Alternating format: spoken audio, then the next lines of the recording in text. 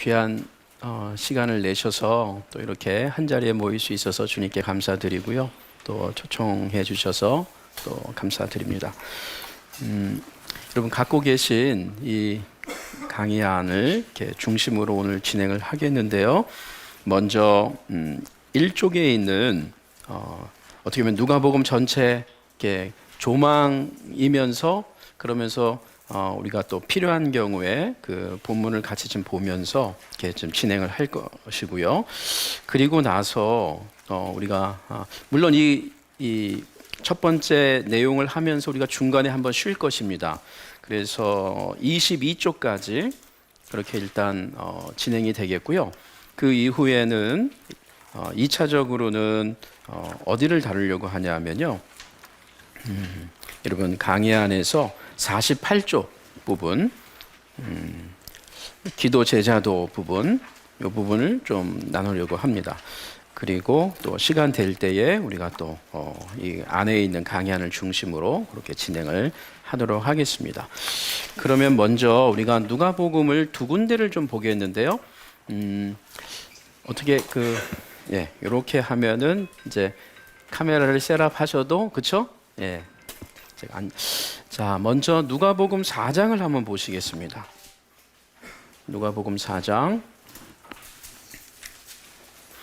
42절에서 44절까지 우리 두 군데를 보고요. 그리고 바로 1쪽에 있는 강해안부터 시작이 되겠습니다. 날이 밝음에 예수께서 나오사 한적한 곳에 가시니 무리가 찾다가 만나서 자기들에게서 떠나시지 못하게 만류하려 하매 예수께서 이르시되 43절입니다. 내가 다른 동네들에서도 하나님의 나라 복음을 전하여야 하리니 나는 이 일을 위해 보내심을 받았노라 하시고 갈릴리 여러 회당에서 전도하시더라. 특별히 요 4장 43절은 누가복음만이 아니라 우리 복음서 안에서 예수님의 그 자기 이해가 잘 드러나고 있는 문맥입니다. 하나님과 자신과의 관계성 안에서 보냄을 받은 자로서 또 보냄을 받은 이유, 목적, 하나님 나라의 복음을 전하기 위함, 그리고 이 일을 위해서 나는 하나님 아버지로부터 보내심을 받았다 라고 하는 굉장히 중요한 자기 이해 본문 중에 대표적인 본문입니다. 그리고 또 우리가 읽지는 않겠지만 여러분 성경 5장 31절 32절도 예수님의 자기 이해와 관련해서 아주 중요한 본문 중에 하나입니다. 예, 눈으로 확인해 보시기 바랍니다. 내가 의인을 부르러 온 것이 아니고 죄인을 불러 회개시키러 왔다라고 하는 그 자기 선언. 그리고 한 군데 더 보겠는데요. 19장입니다. 19장 삭개오 본문 안에서 나오는 마지막 예수님의 자기 선언입니다. 19장 8절에서 10절까지만 제가 끊어서 읽겠습니다. 삭개오가 서서 주께 여짜오되 주여 보시옵소서 내 소유의 절반을 가난한 자들에게 주겠사오며 만일 누구의 것을 속여 빼앗는 일이 있으면 네 갑절을 갚겠나이다. 자, 9절 10절입니다. 예수께서 이르시되 오늘 구원이 이 집에 이르렀으니 이 사람도 아브라함의 자손이미로다. 10절 인자가 온 것은 잃어버린 자를 찾아 구원하려 함이니라. 그래서 이 19장 10절 인자가 온 것은 잃어버린 자를 찾아 구원하려 함이니라. 이 구원이라는 단어가 성경에 많이 나오지만 우리 복음서에서 집중적으로 조명되고 있는 것은 누가복음입니다. 마태, 마가, 요한복음에 구원이라고 하는 주제가 없다는 말이 전혀 아니고요. 당연히 굉장히 중요한 가치인데 이 누가복음 안에서 특별히 구원하다, 구원, 구세주가 집중적으로 쏟아집니다. 그래서 그 점에서 이 19장 10절도 아주 대표적인 지금 구원이라고 하는 단어가 나오는 문맥이고 동시에 잃어버린 자를 찾기 위해서 내가 왔다. 그 잃어버린 자를 찾는 것이 구원이죠. 그래서 오늘 이 누가복음을 중심으로 우리가 이 구원 개념도 함께 좀 나누어 볼 것입니다. 여러분이 이제 누가복음 안에 또 대표적인 본문, 우리가 이제 본문 풀어보겠지만 15장 한번 보시겠어요? 이건 읽지는 않고요. 여러분 성경 한번 이렇게 확인하는 것입니다. 15장의 유명한 이 삭개오 본문도 누가복음 안에만 있지만 이 15장 전체가 사실은 누가복음 안에 이렇게 있죠. 그리고 전체를 보면은 거의 중앙에 자리 잡고 있죠. 우리가 이제 히브리식 구조 이렇게 하면 이렇게 여러 가지 병행적 구조 또 그런 가운데 이 가운데 있는 것도 굉장히 의미가 있죠. 마태복음을 예를 들면 마태복음 13장이 전체 5개의 강화들 중에 이렇게 중앙에 딱 자리 잡고 있죠. 그 마태복음 13장은 천국 비유 강화가 나오죠. 그렇죠? 천국은 이와 같으니. 그래서 이 가운데 5개의 강화들 중에 다 가운데 딱 포진하고 있으면서 예수님의 사역의 또 중심이 하나님 나라, 즉 천국 복음 선포인 것을 구조적으로도 보여줍니다. 우리가 1세기 저자들을 무시하면 안 돼요. 굉장히 그런 어떤 글쓰기에 있어서 구조적인 어떤 이해가 굉장히 그 당시에 글쓰기의 대표적인 전략이었기 때문에 내용도 그렇지만 형식을 통해서 메시지를 나누고 있다는 것입니다. 누가복음은 그 점에서 이 9장부터 19장까지가 굉장히 중요한 여행 기사 구조가 나오고 있는데 그 가운데 이제 15장이 전체 28장 안에 또 중앙을 차지한다라고 할 수 있어요. 근데 이 15장의 내용은 누가복음에만 있는 것인데 잃어버린 자를 찾으시는 그 아버지의 마음이 집중적으로 선포가 돼요. 비유를 통해서. 그래서 3가지 비유인데 내용적으로 하나의 비유예요. 그러니까 여러분 잘 아시는 그 소위 탕자의 비유가 이 15장 마지막 3번째 비유로 나오는데 사실은 3개의 비유라기보다는 하나의 비유입니다. 내용적으로. 그래서 100마리의 양 중에 1마리의 양을 잃어버렸을 때 찾으시는 목자의 마음, 그리고 10개의 동전, 드라크마 중에 하나의 동전을 잃었을 때 찾는 그 여인의 마음, 집안에서. 그리고 이제 100마리, 그렇죠? 그다음에 10개의 동전, 그리고 2명의 아들들 가운데 한 아들. 그래서 잃어버린 자를 찾는 거죠. 그렇죠? 잃어버린 것을 찾는. 근데 그 찾으려고 하는 아버지의 열심, 주인의 열심이 사실은 이 15장 전체의 핵심인데 마지막 점이 그 아버지의 마음, 하나님 아버지의 마음. 그래서 탕자의 비유보다는 사실은 아버지의 비유라는 말을 더 용서하시는 아버지의 마음. 이런 이야기를 하고 이 안에서 그 아버지의 마음을 갖고 일하고 있는 예수님이죠. 이 전체 누가복음 전체가 또 메시아 사역 전체가 아버지의 마음을 갖고 와서 잃어버린 자를 찾는 거죠. 그런데 일반 유대인들은 그 잃어버린 자가 죄인이라고 정죄를 해버린 대상들이죠, 대부분. 그렇죠? 그래서 뭐 대표적으로 세리, 이들은 하나님께 회개해도 용서받을 수 없다라고 1세기에 정죄해버린 사람들이에요. 근데 예수님께서 그들과 식사를 하는 것을 못마땅하게 여기는 그 당시에 믿음 좋다라고 하는 이 바리새인들 또 서기관들의 이제 수군거림에 대해서 예수님께서 15장의 비유를 시작하는 문맥입니다. 그래서 이것도 우리가 한번 전체 디테일한 구조를 보기 전에 이렇게 예수님의 자기 이해와 함께 이 구조를 한번 잠시 생각해 보았습니다.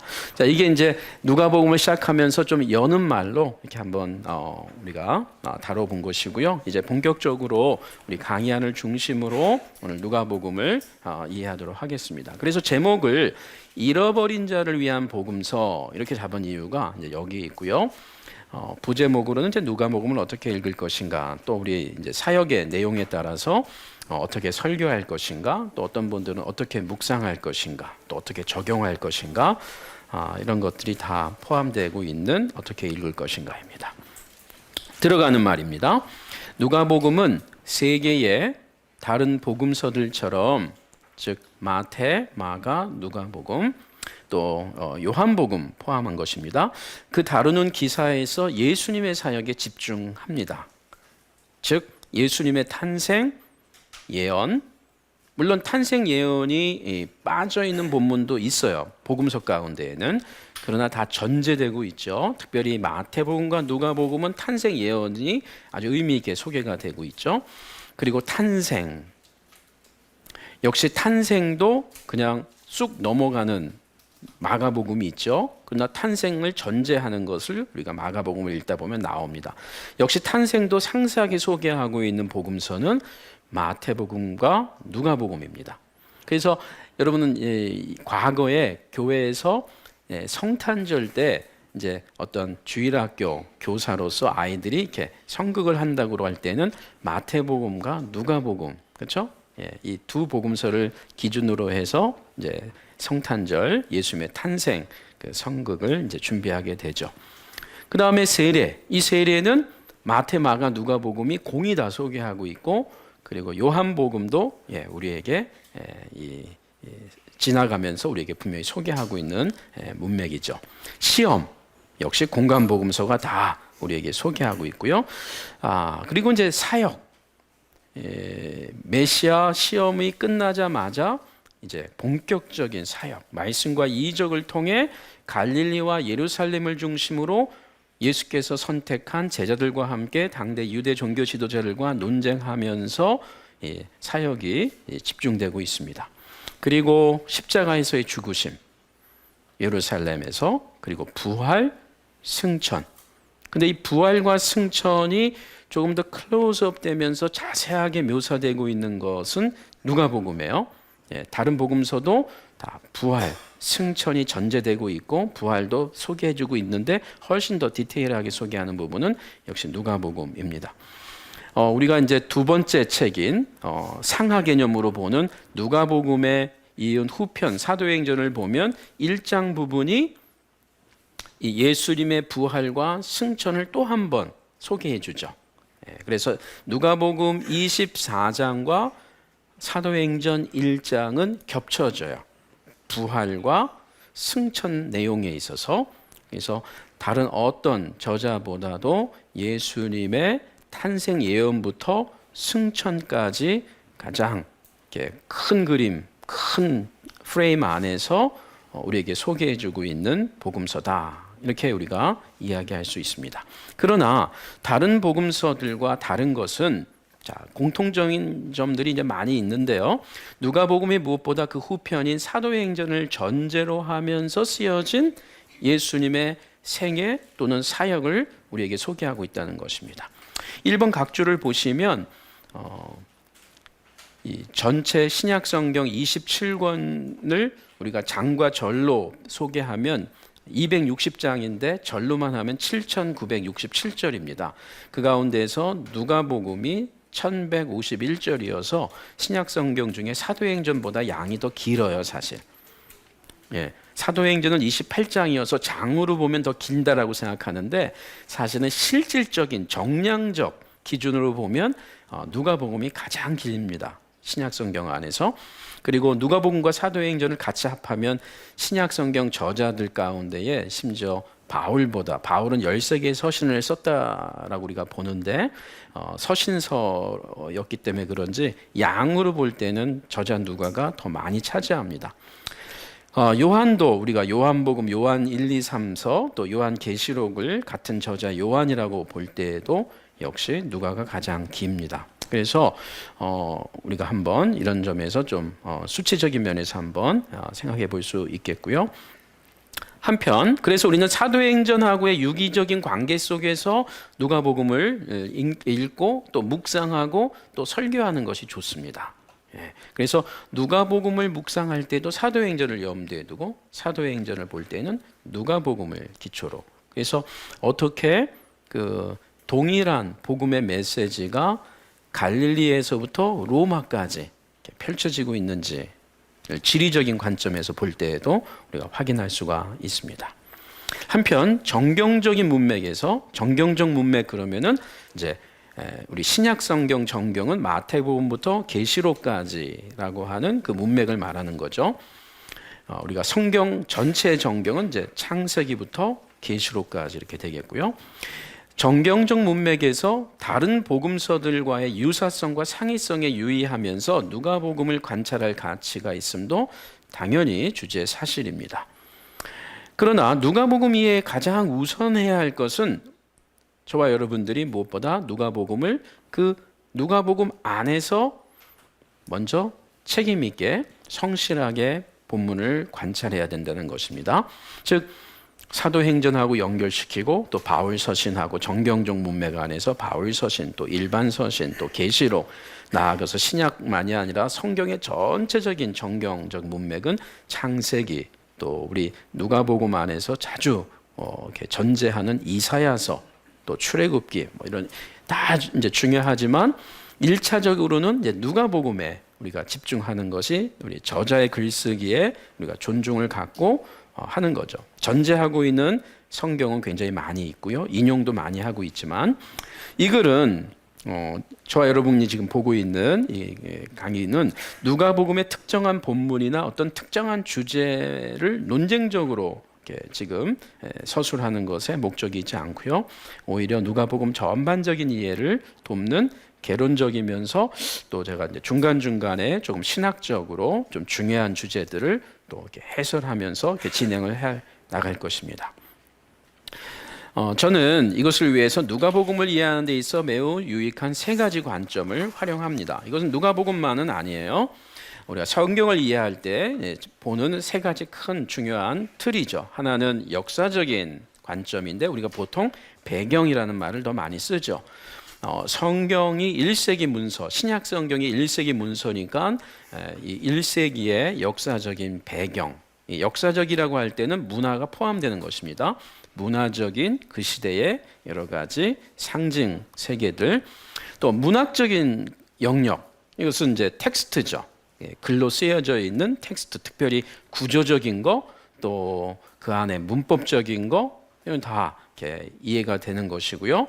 또 신학적인 영역, 여기서 신학적인 영역이라는 것은 특별히 주제라고 생각하시면 좀 좋겠습니다. 물론 주제로 좁힐 수 있는 건 아니지만 이 주제적인 내용입니다. 예를 들면 우리가 보통 이 누가복음의 뭐 기독론, 예수 그리스도라고 하는 그 주제, 예수님을 메시아라고 선포하는 그리스도라고 선포하는 그 주제, 그 안에서 이제 우리가 뭐 호칭, 뭐 인자, 하나님의 아들, 또 그리스도, 또 종, 뭐 여러 가지 이제 호칭들이 나오죠. 대표적으로 또 이 신학적 영역에서는 비유에 대한 연구, 그렇죠? 누가복음에서 비유, 예수님의 비유 이런 것들이 다 여기에 속하는 것인데 조금 더 신학적 영역을 크게 보면요, 한마디로 저자의 인생관 이렇게 얘기해도 됩니다. 성경에는 저자들의 인생관이 아주 그냥 짙게 묻어 있죠. 그래서 그냥 이들이 이런 말만 하는 게 아니고 오늘 우리의 설교가 그렇듯이 목회자의 설교 또 그리스도인의 삶이 그렇듯이 내가 그리스도인이 된다라고 하는 것은 그냥 주일에 예배당 가는 것이 아니고 그 사람의 인생관, 가치관, 역사관, 또 시간관, 그렇죠? 물질관, 결혼관, 뭐 배우자관, 자녀 교육관 이렇게 다 들어가는 거죠. 그렇죠? 인생관. 그래서 성경이 우리가 관심 있는 인생의 어떤 주제를 공평하게 균형 있게 다루진 않아요. 왜냐하면 성경 자체가 저자들이 이렇게 집중하는 주제가 있기 때문이죠. 그 집중하는 주제는 하나님이 자기 백성을 향한 구원이죠. 거기에 집중하는 가운데 결혼 얘기도 좀 나오기도 하고, 뭐 서신서나 구약에서 또 여러 가지 뭐 물질에 대한 것도 나오고, 또 국가에 대한 것도 이렇게 나오는 것이지만 그 큰 중심은 하나님과 하나님의 언약 백성 간의 가장 중요한 가치인 이 구원이라고 하는 그 가치를 이렇게 중심으로 다루고 있죠. 그래서 우리는 이런 것들을 이제 편의상 그래서 신학이라는 용어로 좁힌다는 것이죠. 신학 자체가 하나님에 대한 뭐 학문이다라고 표현할 수도 있지만 이 하나님의 자기 백성을 향한 그 뜻, 계획. 그래서 굉장히 하나님 중심적 문서입니다. 성경은. 그래서 우리가 성경을 읽을 때 아브라함이나 또 다윗이나 또 신약 성경에 바울의 관심을 갖는 것은 매우 유익하지만 1차적인 것은 하나님께서 그들에게 또 그들을 부르셔서 그들을 통해서 일하시는 하나님을 우리가 잡기 위한 소위 신학적이라는 그 하나님 중심적 어떤 그 메시지를 우리가 파악하기 위한 것이고, 우린 그것을 폭넓게 신학 이렇게 표현을 하는 것뿐입니다. 그러니까 신학 안에는 인간학이 들어갑니다. 자연스럽게. 그렇죠? 이 인간에 대한 모든 것들이 포함되는 것이 신학이에요. 그래서 신학만 하나님에 대한 것만 얘기하지는 않습니다. 그러나 출발점은 아무리 우리에게 또 우리의 어떤 삶의 내용이 관심이 많아도 인간적인 것 자체를 부정적으로 표현하는 것보다는 그 인간을 창조하신 하나님, 그 하나님의 마음, 하나님의 뜻, 하나님의 계획, 우리가 이걸 신학적 용어로는 하나님의 계시, 거기에 우리가 우선한다는 것이고요. 그 하나님의 계시가 어떻게 인간 사회 안에, 인간 역사 가운데, 자기 백성 가운데 드러나고 있는가를 우리가 공부할 때 이제 인간론도 공부하고, 그렇죠? 신학적으로 또 구원론, 하나님이 자기 백성을 향한 그 궁극적 관심과 뜻으로서 구원론, 또 하나님이 자기의 아들을 보내시는 그 예언과 또 성취로서 기독론, 뭐 이런 것들이 다 신학적 주제에 나오는 것입니다. 그래서 그렇게 여러분이 이해하시면 좋겠습니다. 오늘 우리는 이 신학적 영역 중에서 특별히 몇 가지를 다루는데요. 누가복음 안에서 제자도를 다룰 것입니다. 이 제자도는 일반 서신으로 서신서로 넘어가고 사도행전으로 넘어가면 이제 교회론의 모체가 됩니다. 그래서 이 제자도라고 하는 가치를 좀 우리가 볼 것입니다. 또 누가복음을 우리가 공부할 때 이런 세 가지 영역, 역사적인 배경, 또 텍스트의 세계, 그리고 신학적 영역, 이 세 가지와 함께 저자에게 이것을 적용할 때는 저자를 우리가 역사가라고 이렇게 볼 수가 있고요. 1세기의 역사가죠. 또 신학자로 볼 수 있고요. 좀 더 좋은 단어는 선교사입니다. 1세기의 저자들은 다 선교사님들이에요. 선교사, 또 목회자, 오늘날 목회자. 조금 더 이렇게 선교사님 이렇게 순회하면서 사역을 한 분들이었기 때문에, 그래서 선교사로서, 그러니까 바울이 신학자이기 전에 선교사입니다. 분명합니다, 그것은. 그러나 이제 오늘 우리가 신학자라고 하는 용어를 쓸 때는 오늘날 우리가 말하는 그런 어떤 신학자의 어떤 그 개념보다는 아까 앞에서 말한 신학을 다루고 있는, 하나님을 전제하는 인생으로서 다른 사람에게도 이 하나님을 전제하는 인생관을 늘 진정한 행복이라고 생각하면서 삶의 가치로 말하는 분들로서 이분들은 분명히 신학자들이고, 또 당연히 철학자들이죠. 하나님, 성경의 하나님을 전제하는 철학자들로서의 신학자들이고, 또 문학 예술가라고 얘기할 수가 있습니다. 성경 저자들은 글을 쓰는 데 있어서 오늘날 아주 우리가 생각하는 것보다 훨씬 빼어난 작가들입니다. 작가들. 여러분 다윗의 시를 보십시오. 이거 시편들, 또 모세의 시가 있죠. 시편에는 또 모세도 마찬가지죠. 그 모세 오경을 기록한 모세, 이런 분들을 다 문학 예술가, 아티스트로 말을 할 수가 있습니다.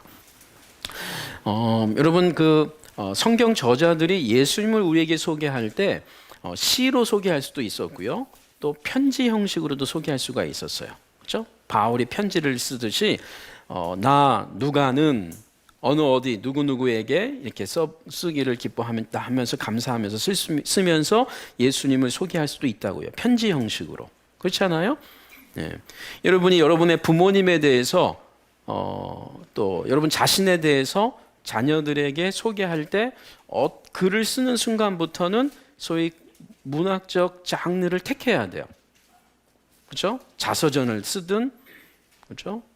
그렇지 않으면 편지 형식으로 쓰든, 여러분의 삶을, 지금까지 살아온 삶을 자녀들에게 시로 남기든, 이 글을 쓴 때에는 이 장르가 이제 들어가는 거예요. 근데 복음서 저자들은 예수님을 소개할 때에 이야기 형식으로 장르를 택한 거예요. 그렇죠?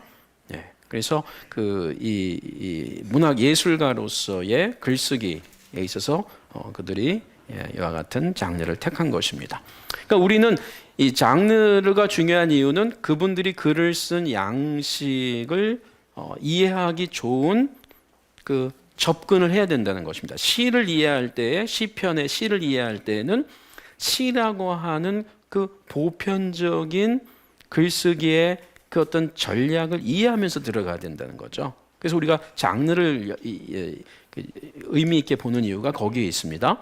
그러니까 시를 볼 때에는 굉장히 축약되어 있고 그리고 거기 안에 많은 상징들이 있고 비유들이 나오고 지규가 나오죠. 그래서 여호와는 나의 목자시니 할 때 단 한 문장이지만 그 한 문장은 뭐 10줄 이상의 표현으로 우리가 서술할 수가 있는 거죠. 그렇죠? 그냥 한 문장으로 끝나는 게 아니에요. 그리고 그 안에는 이제 그 양이 전제가 되어 있는 것이고, 그렇죠? 여호와는 나의 목자시니까 나는 양이라고 하는 게 이야기 형식에서는 쓸 수 있지 몰라도 시는 쓰지 않아도 그 전제가 되어 있는 그 상징과 생략이라고 하는 그 어떤 그 문학 양식이 그대로 들어가는 것입니다. 그 점에서 이야기 형식은 우리가 아주 그 일반적으로 접근할 때에 이 육하 원칙을 중요하게 봅니다. 그렇죠? 육하 원칙을 이 본문에 누가 나오는가? 왜요? 성경 저자들이 이야기 형식으로 예수님을 소개할 때에는 거기서 과감히 이렇게 나오는 인물들을 생략하면서 소개하는 거예요. 그렇죠? 그래서 예수님이 어떤 때는 제자들하고 어떤 때는 세리들하고 어떤 때는 제자들과 세리들과 같이 모인 자리에서 그래서 이 본문에 누가 나오느냐를 잘 보면서 그 인물별로 여러분이 본문을 묵상하고 해석하고 또 나에게도 우리에게도 적용할 수 있어요. 나를 예수님에게 적용하면서 예수님을 관찰하고 적용할 수 있고요. 해석해야 되고 또 제자 입장에서 할 수도 있고요. 또 세리라고 하는 인물에 클로즈업 시켜서 우리 자신을 세리와 동일시하면서 또 관찰하고 묵상하고 해석할 게 있다는 것이죠. 그래서 이게 이야기 언제 이 본문이 이 사건이 어디서 벌어졌느냐, 갈릴리냐 예루살렘이냐, 또 심지어 아침이냐 저녁이냐, 이런 것들이 이야기 형식에서는 굉장히 중요하고요. 그 점에서 성경 저자들이 어떤 사건들을 다 소개하지 않고 이렇게 선택해서 소개하는데 그 선택이 우연이 아니고 매우 전략적으로 우리에게 소개한다는 것입니다. 자, 그러면 이제 본격적으로 들어가겠는데 저는 먼저 역사적인 틀을 소개하고요. 그 다음에 문학적인 구조를 소개하면서 그럼 역사적인 틀은 어디까지냐면 짧게 다루었습니다. 4쪽 후반부까지고요. 그 다음에 3번에서는 이제 문학적인 틀 또는 구조 안에서 다루는데 이것은 28장까지 24장까지 소개하는 것인데 크게 좀 흐름을 따라가면서 소개하고 있고요. 그리고 13쪽부터는 이제 신학적인 틀인데 제가 이 앞에다가 조금 더 단어 하나를 더 넣습니다. 목회 신학적인 틀. 그래서 이 안에서 그 신학적인 주제를 함께 다루고 있습니다. 그리고 마지막에 나가는 말 이렇게 구조가 형성되어 있습니다. 자, 그러면 이쪽에 돌아오셔서 누가복음의 역사적인 틀 보겠습니다. 19세기 중엽까지 이걸 조금 딱딱할 수는 있지만 그래도 이걸 안 할 수는 없기 때문에 우리가 누가복음 전체에 있어서 또 이런 흐름을 우리가 좀 파악해야 되겠습니다. 19세기 중엽까지 누가복음과 사도행전의 저자가 누가라는 것에 대해 폭넓은 지지를 받았습니다. 그러나 복음서 저자들에 대한 전통적인 입장을 이제 비평적으로 보기 시작합니다. 서구 신학이 그 당시에는 이제 뭐 우리 이 국내에 이렇게 복음이 이제 들어오기 전이기도 합니다. 사실은 그러면서 누가복음의 저자로 수용되었던 누가를 의문시 이제 하게 되죠. 학문의 이름으로 이런 비평적인 견해들은 역사적 또는 학문적 대안으로서 전통적 입장보다 결코 역사적이거나 학문적이라고 볼 수가 없어요. 그냥 딴지는 걸었지만 특별히 그럼 대안이 뭐냐? 누가복음의 저자가 누가가 아니다라고 이렇게 학문적인 프로포저를 냈지만 그럼 그 대안이 뭐냐? 학문적으로 어떤 대안을 학문적으로 소위 역사적인 어떤 증거를 갖고 누가가 아니기 때문에 이 사람이 저자일 것 같다라고 하는 주장이 의외로 약합니다. 굉장히 그 논증 자체가 말이죠. 그래서 전통적 입장을 문제 제기한 것으로만 있을 뿐이지 그건 누가 대안이냐 할 때에 그냥 알 수 없다. 이렇게 그냥 끝나는 경우가 대부분입니다. 그래서 좀 소개한 것이고요. 혹시 학문적인 관심이 있으신 분들은 꼭 각주를 틈틈이 또 보시고 또 나중에 활용하시면 되겠습니다. 제가 각주를 다 매번마다 하지는 않겠습니다. 즉 세 번째 복음서의 저자가 누가라고 하는 입장은 무엇보다 일찍부터 초대교회 안에 광범위하게 지지를 받았습니다. 여러분 학문적으로 접근한다라고 할 때 역사적 접근에 가장 중요한 건 데이터예요. 데이터가 있느냐? 그랬을 때에 말씀드린 대로 비평적 입장은 데이터를 제시를 못해요. 아주 오래된 데이터가 거의 없어요. 누가가 아니라고 하는 그런 데이터가 없다는 것이에요. 그래서 우리는 학문적으로 소위 역사적인 가치로서 이 초대 이 교부들의 증언은 굉장히 우리에게 중요한 그 학문적 역할을 해주는 것입니다. 가장 오래된 누가복음 헬라어 사본인 P75라고 하는 사본이 있는데 여기에서 누가를 저자로 소개해주고 있고 무라토리안 신약 정경에서도 약 170년경에서 180년 사이에 누가복음의 저자가 의사이면서 바울 선교 여행의 동행자로 소개를 하고 있고요.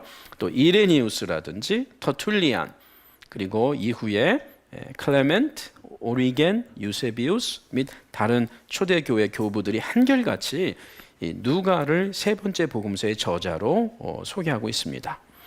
이런 내적 증거와 관련해서 누가복음의 저자는 처음부터 목격자와 말씀의 일꾼된 자들과 자신을 구별하고 있는 것을 우리가 알게 됩니다. 여러분 복음서 1장 2절을 한번 보시겠어요?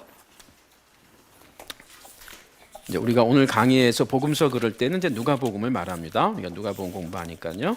1장 2절 보면은 처음부터 목격자와 말씀의 일꾼된 자들이 전하여 준 그대로 내력을 저술하려고 펜을 든 사람이 많다.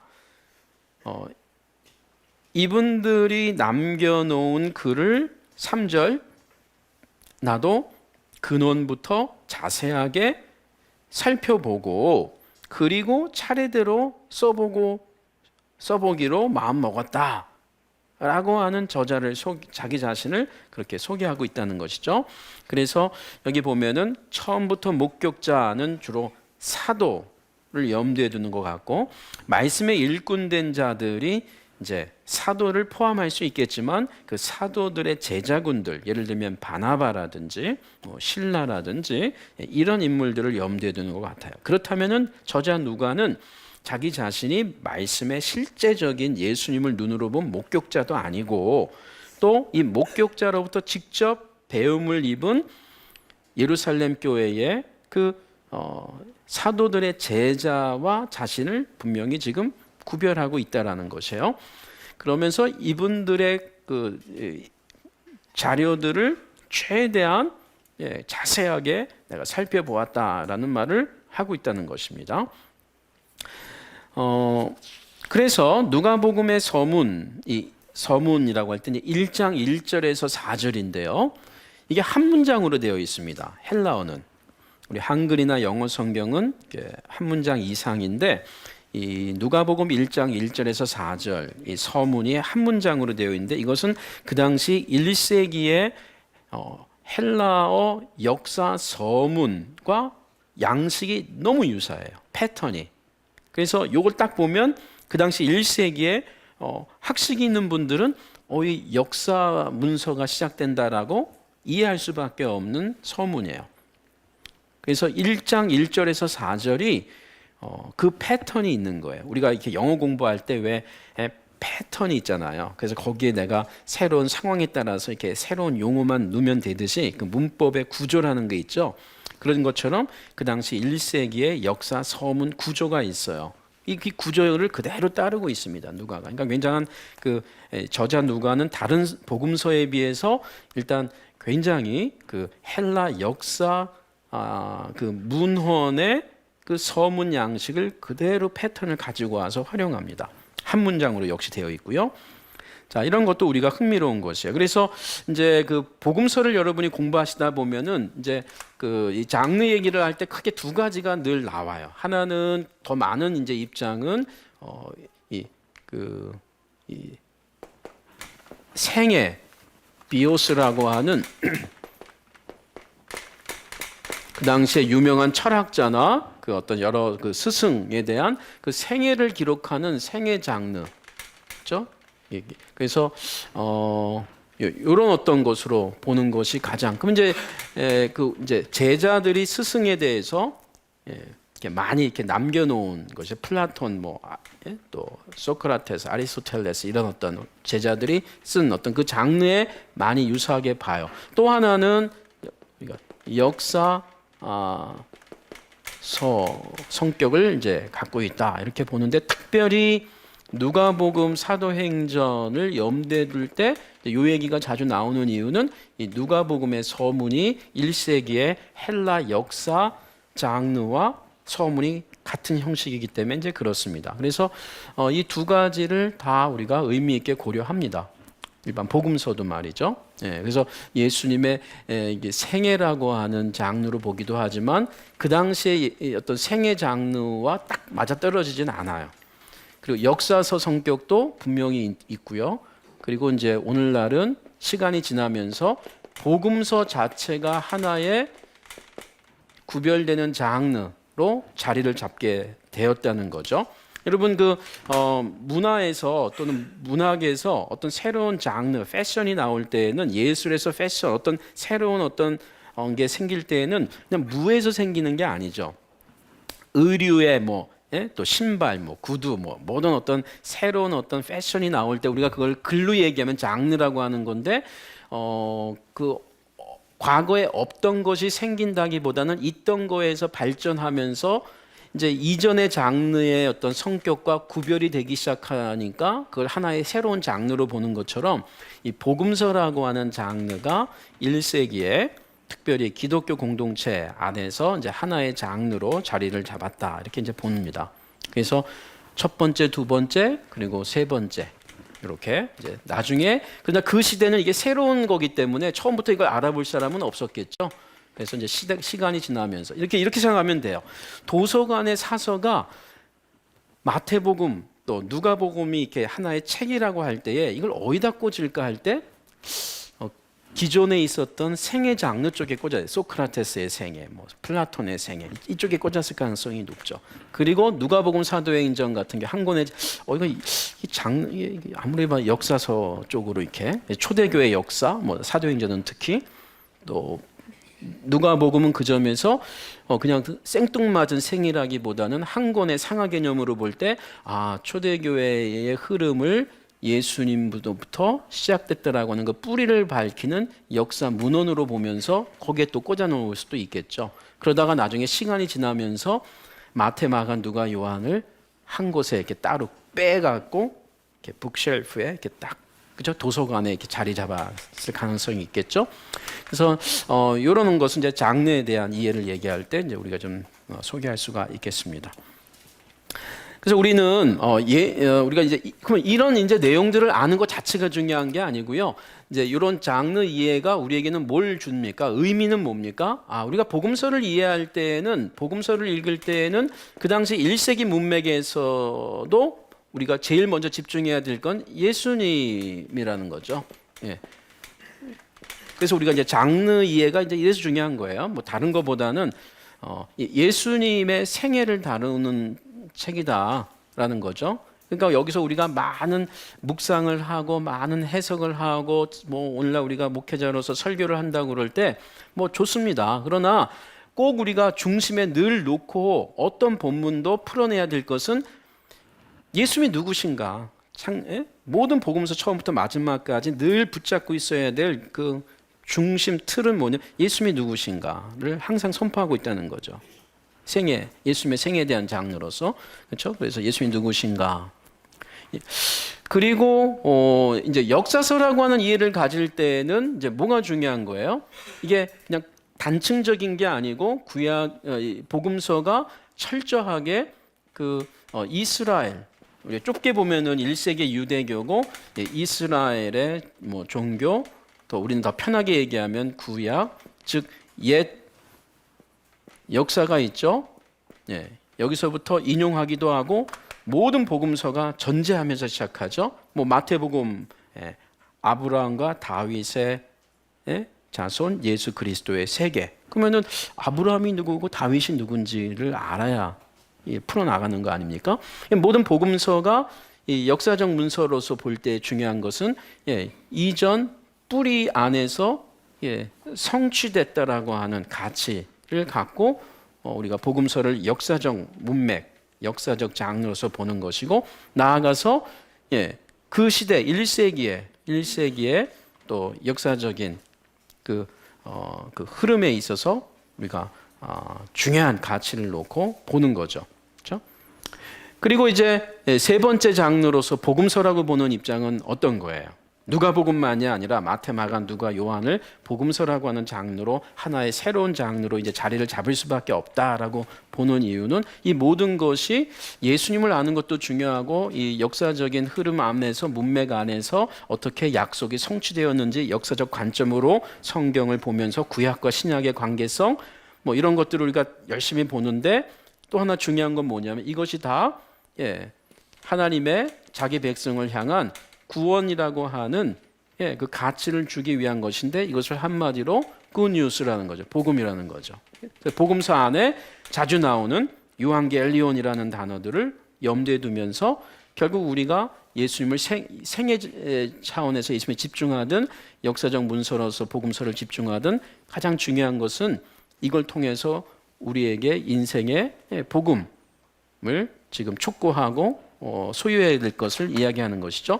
지금 우리는 복음 그러면 너무 기독교적 용어로 국한되어 버렸지만 1세기 유한겔리온이라는 단어는 우리가 아는 것처럼 기독교적 용어만은 아니에요. 그렇죠? 헬라인들이나 로마인들이 썼던 용어잖아요.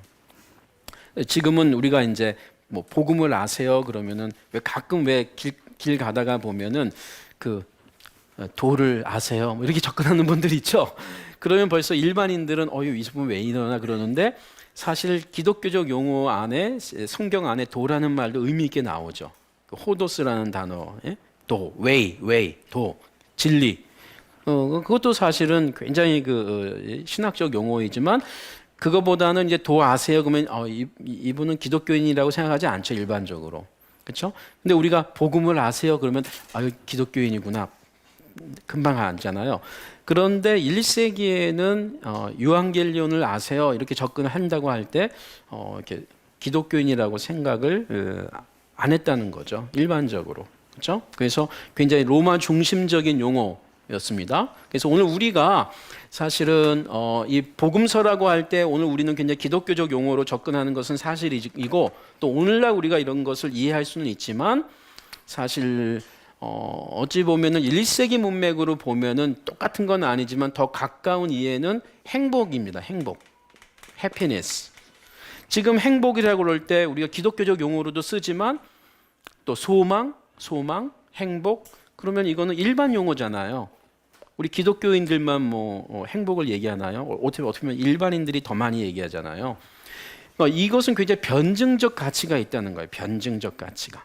그래서 우리 기독교인들이 복음을 전하거나 나눌 때에 또 기독교인들끼리도 너무 우리 안에서 너무 우리끼리의 용어가 돼버린 것들을 좀 다시 풀어야 될 필요가 있습니다. 왜냐하면은 1세기에 신약 성경 저자들이 또 예수님께서 특별히 바울이 복음을 전할 때에 그 시대의 용어로 접촉점을 갖고, 이 point of contact이라는 말 쓰죠.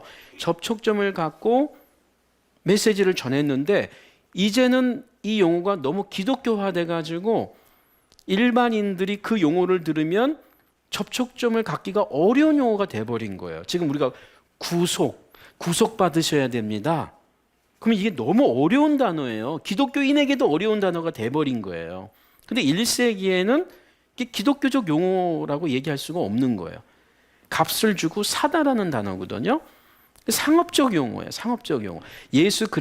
하나님께서 예수 그리스도의 피를 치르고 값을 치르고 우리를 샀다라는 말이 구속이에요. 그래서 구약적 용어의 뿌리도 있지만 굉장히 1세기의 시장 언어들이 많아요. 성경에는.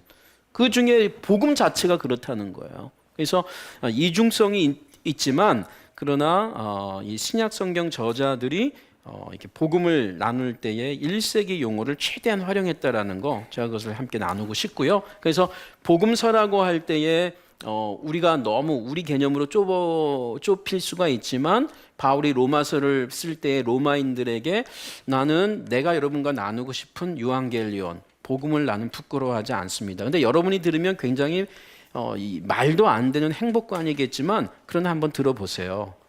여러분들이 생각하는 행복 개념이야말로 그 굉장히 이기적인 거고 로마 중심적인 건데 제가 전하는 것은 모든 제가 전하는 내용을 받아들이는 사람에게는 다 능력이 되는 내용의 복음입니다. 행복입니다. 이렇게 전하는 게 1장 17절 18절이에요. 나는 복음을 부끄러워하지 아니하노니 이 복음은 모든 믿는 자에게 구원을 주시는 하나님의 능력이다. 이건 너무 기독교화되어 있는데 바울이 이 용어를 쓸 때는 일반인들이 다 이해가 되는 유앙겔리온이었어요. 그래서 1세기의 유앙겔리온은 로마 황제의 가문에서 아들이 태어난다든지 또는 로마 황제가 어떤 특별한 도시를 방문할 때 유앙겔리온이라는 말을 썼어요. 그러니까 굉장히 로마 중심적 용어죠. 예. 그래서 소위 팍스 로마나라는 이름으로 그러니까 로마에게는 유익이 될지 모르지만 사실 나라를 빼앗긴 식민지의 사람들에게는 그게 굿뉴스는 아니에요. 근데 그걸 굿뉴스라고 계속 강요하고 이데올로기화 교육을 시킨 거죠. 예, 그 점에서 바울이 하는 말이 그거예요. 이거는 로마인들에게만 유익한 게 아니고 헬라인들에게만 유익한 게 아니고 유대인이든 헬라인이든 모든 자들에게 주는 유앙겔리온이다. 이렇게 얘기하는 거예요. 그래서 그 시대의 용어를 가지고 그 시대의 어떤 가치를 파괴시키는 거예요. 이게 기독교적 가치의 인생관을 이제 나누는 것이죠. 자, 그래서 제가 이 장르 안에서 지금 이렇게 세 가지를 말씀을 드리면서 특별히 복음서의 장르를 다루면서 복음 개념을 조금 더 풀어봤습니다.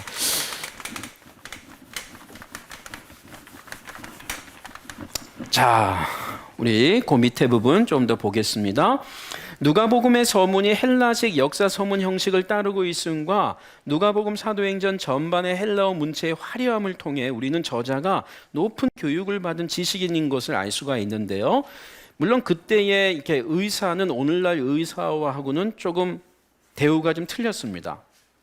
그럼에도 불구하고 그 당시의 의사 역시 높은 교육을 받은 사람인 것만은 분명합니다. 하나의 그냥 기술인으로서 취급을 받은 것은 사실이에요. 오늘날은 기술인만이 아니라 상당한 존경을 받는 사회적 지위를 갖고 있는데 그 당시에는 이렇게 기능인으로서 그냥 이렇게 대우를 받았지만 이 높은 교육을 받아야 되는 것은 당연한 과정이었어요.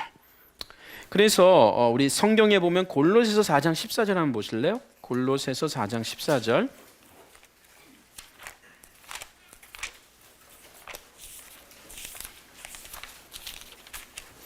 골로새서 4장 14절에 보시면 사랑을 받는 의사 누가와 또 데마가 너에게 문안하느니라. 우리가 골로새서는 바울이 로마 감옥에서 쓴 편지라고 우리가 이해하는데 여기 보면 사랑을 받는 의사 누가가 바울과 함께 있다라는 거죠. 즉 로마, 이 골로새서가 로마에 있는 감옥에서 쓴 편지라고 우리가 이해할 때 지금 누가가 끝까지 이 바울 옆에 있는 것을 알게 됩니다. 이러면서 우리에게 주는 정보가 뭐냐면은 의사다. 근데 이 의사도 아주 구체적인 단어인데 이아트로스라는 건데 내과 의사입니다. physician입니다. 그래서 내과 의사로 소개가 되고 있고요. 여러분 사도행전 27장에 보면 우리라는 말이 시작이 돼요. 그 전에도 나오지만 그 사도행전 27장은 이 가이사랴에서 이제 로마로 항해하는 그 내용이 나오고 있는데 27장 전체가 항해 기사입니다. 그때 누가가 동행합니다. 그 당시에 이렇게 100명이 넘는 이렇게 승객이 배를 타고 갈 때 로마가 이 의원을 특히 내과 의사를 이렇게 동행시켰습니다. 그 안전을 위해서 여행 중에. 그래서 누가가 의도적으로 함께 바울과 동행한 것이라고 우리는 봅니다. 그래서 많은 사람들을 이렇게 치유했겠지만 특별히 그 바울 끝까지 그 3차 전도 여행 때부터, 물론 2차 전도 여행부터 이제 나오고 있지만 3차 전도 여행 때 예루살렘 끝내면서 예루살렘에 도착할 때에 그 우리라는 말이 계속 나오거든요. 그래서 예루살렘도 함께 도착을 했고, 그 예루살렘에서 팔레스타인 전체적으로 가이사랴에 2년 동안 묶여 있다가 만 2년이 지나서 이제 로마로 항해길을 가는 그 출발점에 다시 누가가 이렇게 27장에 우리라고 하면서 소개가 되고 있는데, 그 점에서 누가는 예수님에 대한 정보만이 아니라 이 바울에 대한 정보를 직접적으로 받은, 예수님에 대한 정보는 간접적으로 받았을 가능성이고요, 그렇죠? 사도가 아닌 사람으로서. 그리고 바울에 대한 것은 직접적으로 그가 많이 보고 함께하면서 정보를 그가 기록하고 갖고 있었겠죠. 그래서 사도행전에 그 바울의 회심 사건이 이렇게 3번이나 나오는 것은 우연이 아니에요. 그렇죠? 그리고 9장부터 마지막까지 이 바울을 집중하고 있는 것도 우리가 사도행전의 저자가 누가로서 또 이해가 되는 것입니다. 자, 우리는 이제 복음서를 조금 더 보겠습니다. 자, 그가 비록 구약과 유대교 지식에 탁월함에도 불구하고 우리가 복음서나 사도행전에 보면 많은 그 구약 인용들이 나오는데요, 해석이 나오고, 누가복음의 저자 누가는 직업은 의사로 우리가 그러나 복음서 저자 가운데 유일한 비유대인으로 추정받고 있습니다. 우리가 성경에서 나 누가는 비유대인이다, 유대인이 아니다라는 말을 쓰지는 않지만 이제 이 가장 많은 추정을 받는 이유들이 이제 나옵니다. 이제 대표적으로 이 누가복음, 뭐 사도행전은 말할 나위가 없고, 누가복음에 보면 이 비유대인을 향한 관심이 아주 도드라져요. 그래서 잃어버린 자를 위한 복음서 가운데 꼭 빠뜨릴 수 없는 부류가 이방인을 향한 관심과 구원 백성이라고 하는 그 전략의 메시지입니다. 이것은 예수님 당신께서 그렇게 사역을 하신 것은 말할 나위가 없지만, 이것이 어떻게 계속 발전되고 있고 초대교회까지 확대되고 있는지를 저자 누가는 끝까지 우리에게 추적을 하고 있습니다. 어떻게 보면 다른 복음서의 저자들과 가장 큰 디스팅션은, 구별점, 어떤 특성적인 차이는 복음서로 끝나지 않고 복음서 이후까지 글을 쓰고 있는 유일한 복음서 저자라는 거예요. 그렇죠? 마태, 마가, 요한은 초대교회의 어떤 기술을 이야기 형식으로 쓰지 않았어요. 물론 요한 1, 2, 3서는 편지잖아요. 그 점에서 초대교회의 역사를 아주 의미 있게 시기적인, 지리적인 어떤 관심 속에서 쭉 글을 쓰는 분은 저자 누가가 유일하다는 것이죠.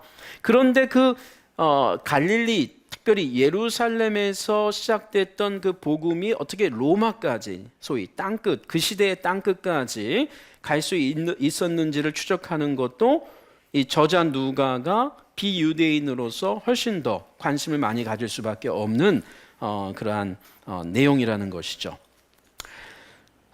그래서 요 비유대인으로서 추정을 받고 있는 거 우리가 좀 이해를 좀 하시고요. 저자와 관련해서 또 하나 언급해야 될 것은 사도행전의 우리 단락, 조금 전에 말씀드린 그 바울과 함께 동행하면서 이제 우리라는 말이 나오기 시작합니다. 그 세 단락이 크게 우리가 고려하게 되는데요.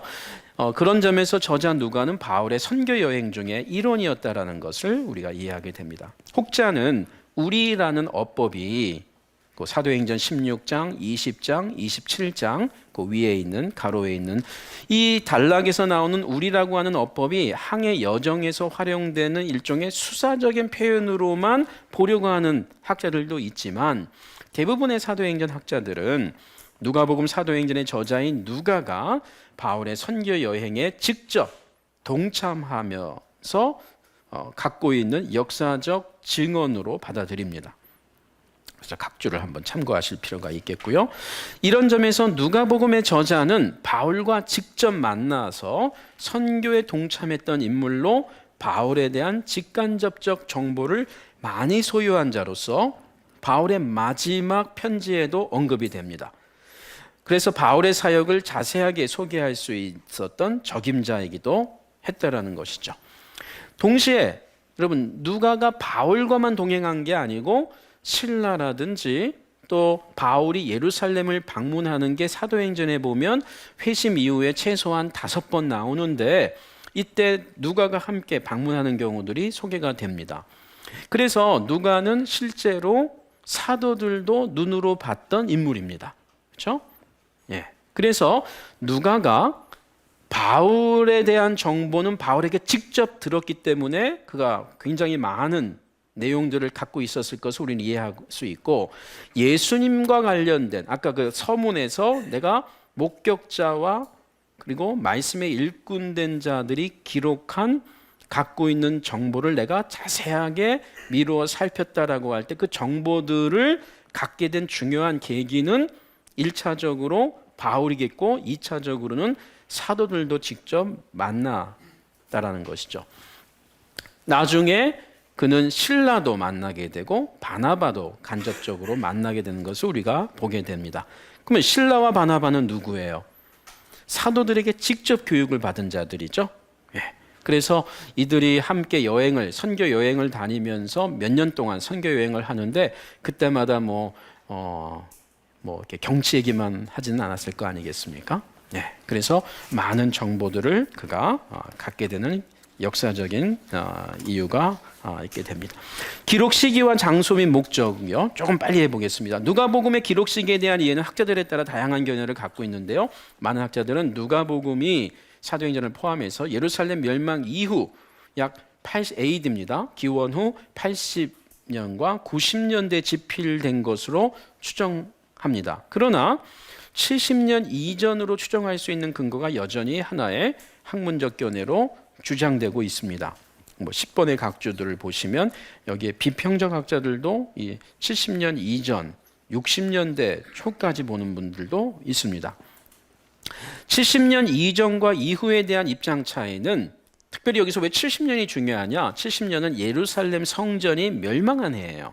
그래서 유대 전쟁이라는 말을 쓰죠. 유대 전쟁이 이 66년부터 이 70년으로 약 4년 동안 치열하게 있는데, 이미 로마가 사실은 팔레스타인을 점령한 것은 오래전인데 계속 게릴라전을 하죠. 유대인들이 독립운동을 합니다. 팔레스타인 안에서. 그래서 로마가 관용 정책을 피다가 어느 순간 그냥 다시 한번 군인들을 데리고 와서 본격적인 그 소탕 작전을 합니다. 이미 로마 패권 아래 있지만, 그러면서 4년 동안, 그리고 70년에 예루살렘 성전 자체가 예수님의 예언처럼 무너지게 됩니다. 로마가 마지막 유대교의 그 자존심을 짓밟죠. 굉장히 관용 정책을 피다가 마지막에 가서는, 그래서 이 70년이 예루살렘 성전이 무너지는 해로서 굉장히 중요한 해입니다. 그래서 이제 우리가 70년을 중요하게 봅니다. 그래서 복음서가 70년 이전에 기록됐다라고 하는 중요한 이유는 예수님의 예루살렘 성전 멸망에 대한 예언이 기록된 것으로서 이제 우리가 중요하게 보는 것이죠. 그래서 세이프하게 볼 때에 70년 이전 이렇게 얘기는 우리가 복음적 학자들이 하는 것이고요. 또 어떤 분들은 60년대, 심지어 50년대로 얘기하는 분들도 있습니다. 복음서의 그 기록 시기를 말이죠. 그냥 전반적으로 우리가 60년대 중후반 이렇게 이제 보죠. 좀 넘어가겠습니다. 기록 장소는요, 조금 더 다양한데 대표적인 장소로 학자들이 언급하는 곳은 안디옥, 가이사랴, 또 로마, 아가야, 그리고 소아시아까지도 거론이 됩니다. 이 로마 쪽이 많이 주목을 받고 있는 게 사실입니다. 이 팔레스타인 밖에서 기록되었다라고 하는 부분에 있어서 대부분 동의하는 바입니다. 누가복음의 기록 목적에 대해서 몇 가지 이제 그 주장들이 있는데, 이게 꼭 서로 각각이라고 보기는 좀 그렇고요. 상당히 겹쳐지는 부분들이 많이 있습니다. 이 가운데에서 그래도 가장 많이 이렇게 주목을 받는 것이 목회적 차원 1세기에 그리스도인들을 염두에 두면서 1차적으로 그리스도인들에게 쓴 것입니다. 그리고 복음적인 차원, 이 복음적인 목적이라고 하는 것이 그리스도인들을 염두에 두면서 동시에 비그리스도인들에게도 이제 구원의 메시지를 나누는 그러한 것이죠. 그리고 이제 조금 더 신학적인 목적을 강조할 때에 5번을 얘기할 수 있는데, 이 가운데에서도 구약의 예언의 그 증명과 성취, 또 예수 그리스도의 구원의 선포와 확장이라고 하는 가치를 갖고 이 복음서의 누가복음의 기록 목적을 염두에 둡니다. 그래서 예수 그리스도를 통한 구원의 선포 및 확장과 함께 예수 운동 내지 초기 기독교 복음을 위한 변증적인 가치가 1세기에 누가복음만이 아니라 모든 그 신약 성경의 저자들의 그 글쓰기 목적이라고 할 수가 있습니다. 그래서 우리가 크게 생각하면 이런 거죠. 하나는 내부인들을 향한 목양적 이유고요. 왜냐하면 점점 이제 핍박이 있으면서 외부적으로 다시 이렇게 유대교로 돌아가려고 하는 유대 그리스도인들도 있고, 또 한편으로는 비유대인들은 다시 그들의 초기에 이방인들로서 그들의 어떤 신앙으로 돌아가려고 하는 경우가 있겠죠. 또 외부적으로 볼 때에는 이제 핍박이 점점 거세지면서 우리가 여전히 이 진리 안에 왜 머물러 있어야 하는지, 이것을 붙잡고 있어야 되는지에 대한 이제 그 가치를 나누는 것이죠. 그래서 이런 핍박의 문맥과 또 여러 가지 교회 안에서 생길 수 있는 갈등과 또 여러 가지 문제들을 또 목양하는 그러한 복음적인 이유와 목양적인 이유를 우리가 크게 이야기할 수가 있겠습니다. 서문과 관련해서 기록 목적을 하나 고려할 것이 있습니다. 여기 사용된 부사들은 근원부터 자세하게 그다음에 차례대로, 특별히 차례대로라고 하는 이 헬라어 단어는 영어의 카테키즘이라고 하는 단어가 나온 바로 그 단어입니다. 이 카테세스라는 단어로서 아주 그 일목요연하게 이 논리적으로 구성한다라고 할 때 이제 카테세스라는 단어를 쓰는데, 영어의 카테키즘이 이제 교리 문답이라고 할 때 이제 그 용어를 영어가 차용하고 있죠.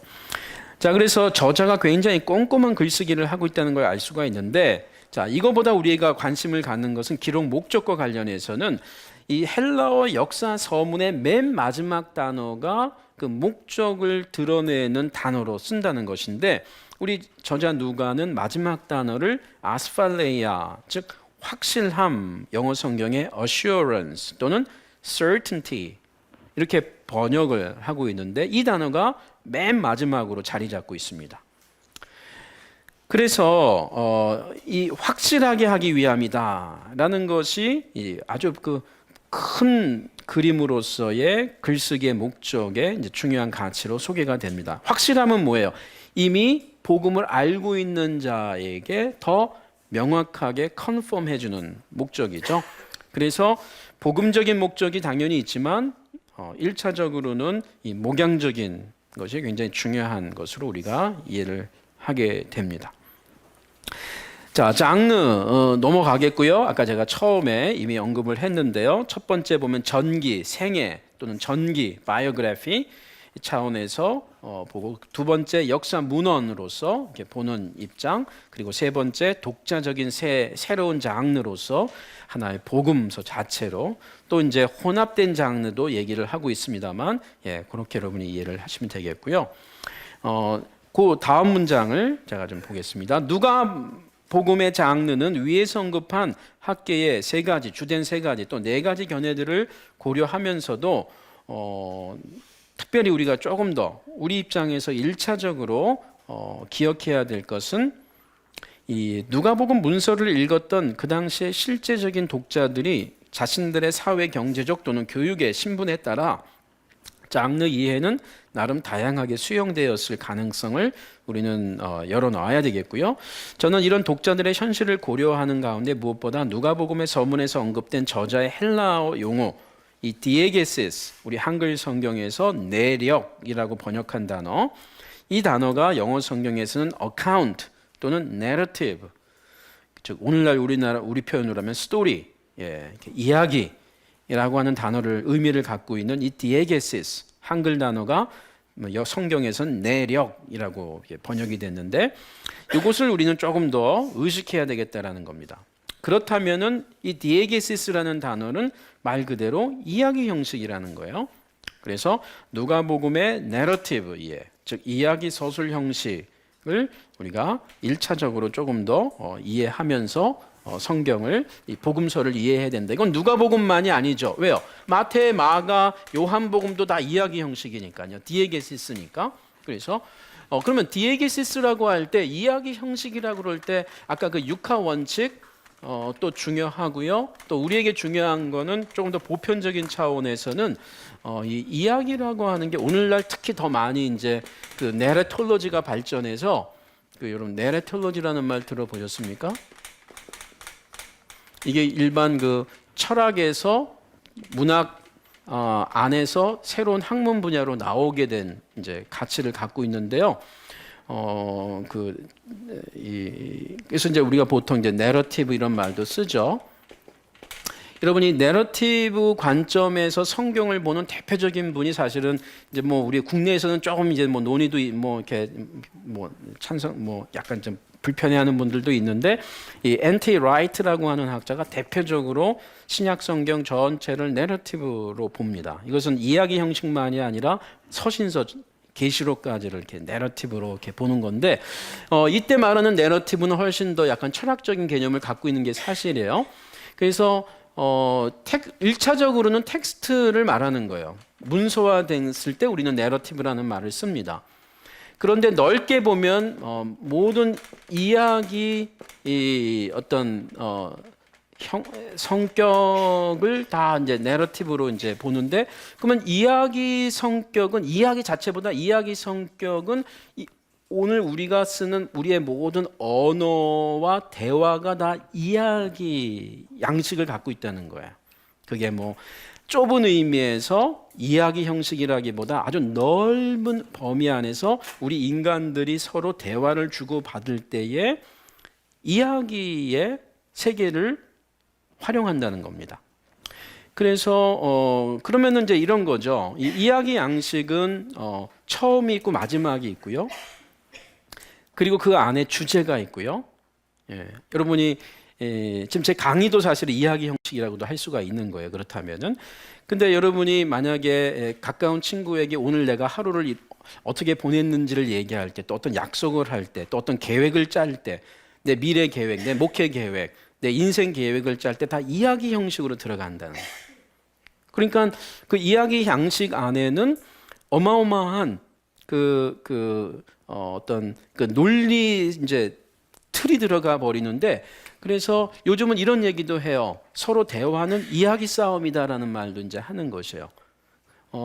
그리고 이것을 조금 더 좁게 보면은 이제 요즘 이야기식 설교라는 말도 이제 쓰는 이유가 여기서 나와요. 해석학 안에서. 그러면 이야기식 설교라고 하는 것은 가장 쉽게 그냥 우리가 이해하면은 굉장히 간증식 설교라고도 할 수는 있어요. 근데 간증식 설교만 이렇게 묶어버리는 것은 아닙니다. 바울이 그 복음을 전할 때 굉장히 이런 이야기 형식을 잘 씁니다. 내가 어떻게 예수님을 만났고 또 어떻게 내가 복음을 전할 때에 이렇게 이런 이적들이 일어났고 이렇게 쭉 하면서 글들을 이제 그 메시지를 선포해 나가기 시작하는데 우리가 이제 이야기 형식 안에는 최소한 두 가지를 우리 고려하게 돼요. 하나는 여기 이제 인물이 나오고요. 즉 우리가 사람이 나오는 것이고 그리고 사건이 이제 나옵니다. 그래서 여러분이 누군가하고 얘기를 할 때에 여러분의 과거 뭐 오랜 세월을 얘기하든지 오늘 하루를 얘기하든지 거기서 사람이 안 나올 수가 없어요. 심지어 동물도 사람화 시켜요. 이야기 안에서는.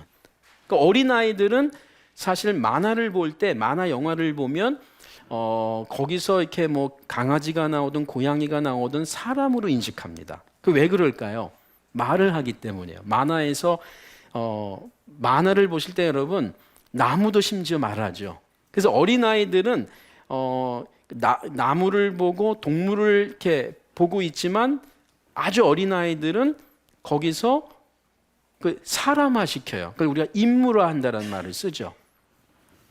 그래서 우리가 이야기 형식으로 들어가면은 이야기 틀 안에 들어가면은 사람만이 아니라 그 웬만한 이 대화를 나누는 또 관계성을 갖고 있는 것들이 다 인물화되어 버립니다. 이 성경 자체가 그래요. 그래서 하나님은 사람이 아니잖아요. 근데 성경 안에 텍스트, 즉 이야기, 내러티브 세계 안에 들어가면 하나님이 인물화돼 버려요. 그래서 하나님 말씀하시고 하나님의 손가락이 나오고 하나님의 얼굴이 나오고 하나님의 등이 나와요. 그렇죠? 하나님이 등을 돌리신다 이런 말을 하잖아. 그럼 인간적인 이제 표현이에요. 그리고 우리가 이제 personification 이런 인물화 이런 말을 쓰는데 심지어 천사도 인물화되죠. 성령도 마찬가지. 그렇죠? 우리가 이제 인격적인 표현 이런 말을. 그래서 요 사람 인물이 있고요. 그다음에 사건이 나오면 사건. 이야기 형식에 들어가면 이게 해피 좋은 일이든 새드 사건이든 이 슬픈 사건이든 내용이든 이 사건, 사건들이 나옵니다. 그래서 이 관계성 안에서 쭉 나오는데 어떤 사람들은 생략되고 어떤 사건들은 생략되죠. 여러분 지금까지의 삶을 A4 용지 한 장으로 써보라고 하면요. 사람들이 생략되죠. 수많은 사람을 만났지만, 그렇죠? 그리고 수많은 사건들이 있지만 이게 생략돼 버리죠.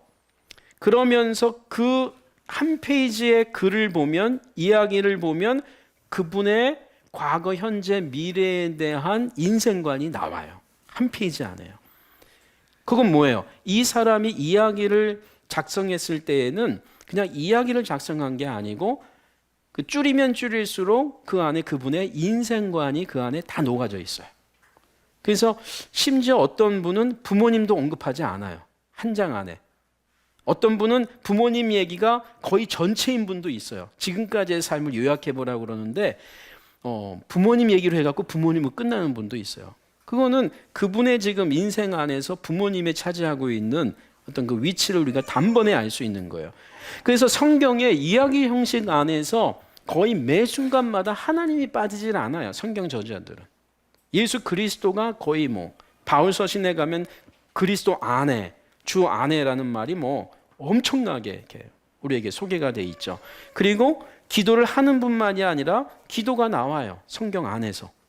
그가 얼마나 기도의 사람인가를 알 수. 여러분 5장, 3장의 편지를 쓴다고 그럴 때 자녀에게 내가 가장 사랑하는 배우자에게 편지를 쓸 때 그 안에서 기도가 나온다는 것은 그분이 실제로 기도의 사람이라는 걸 보여주고 기도가 얼마나 중요한 그분의 삶의 내용인지가 그냥 드러나는 거예요. 여러분 우리 기도합시다라고 끝나는 게 아니라 그 안에 기도문으로 끝나고 있다면 그 기도가 중간에 있다면 자녀에게 편지를 보는데 그 안에 기도를 쓰고 있다면 그렇죠? 이런 것들 우리가 좀 큰 그림 안에서 본다 그러면은 이거 우리가 성경을 이렇게 그렇다면 성경은 말이죠. 창세기부터 계시록까지 하나의 이야기라는 말을 해요. 여러 저자들이지만 하나의 이야기인데 그게 뭐냐면은 하나님의 이야기예요. 하나님의 이야기. 그래서 우리가 이것을 더 우리가 보편적인 용어로는 신학 그런데 성경 저자들은 하나님을 빼면 그 글의 중심이 없어버리는 거예요. 아브라함도 아니고 모세가 모세 오경을 기록할 때 모세 자기 자신도 아니고 아브라함도 아니고 요셉도 아니고 율법도 아니에요. 사실은 모든 중심의 초점은 하나님이 율법을 주셨고 하나님이 모세를 나를 불렀고 그래서 하나님이라는 하나님의 이야기예요. 그렇죠? 그 점에서 복음서도 하나님의 이야기입니다. 예수님의 이야기이기 전에 하나님이에요. 하나님이 세상을 이처럼 사랑하사 예수 그리스도를 보내주신 분이죠. 그래서 우리가 예수님에 대한 이해도 이 관계성 안에서 즉 이야기 구조 안에서 이해가 되는 거예요. 제가 왜 요즘 이 이야기라고 하는 이 가치와 틀 안에서 신학 또는 성경 이해가 점점 의미 있게 매력적으로 다가오면서 발전하고 있냐면요. 조직 신학은 굉장히 중요한 학문이에요. 신학에서 조직 신학. 여러분 지난달에 이승고 교수님 오신 거로 제가 알고 있는데 조직 신학이시죠. 여러분 조직 신학은 굉장히 중요한 학문이에요. 신학 안에서. 근데 조직 신학 또 우리가 이제 성경 신학이라는 말을 쓰죠. 구약이나 신약을 전공하는 분들은 이제 성경 신학이고 또 구약 신학 또는 구약학 또 신약학 이렇게 하죠. 저 같은 경우는 신학이잖아요. 이제 성경.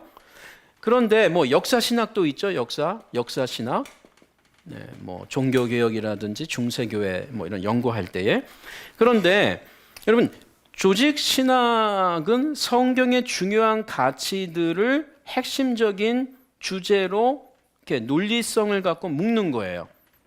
성경은 역사적 문맥과 성경의 문맥을 고려하면서 신학을 서술한다면 조직 신학은 조금 더 논리 체계를 갖고 성경의 내용들을 주제 중심으로 묶어서 논리화하는 거예요. 그게 조직 신학이에요.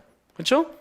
그러니까 성경은 아무리 봐도 하나님이 중요한 주제라는 거죠. 아무리 봐도 예수 그리스도가 누군지는 알아야 되는 기독론이죠.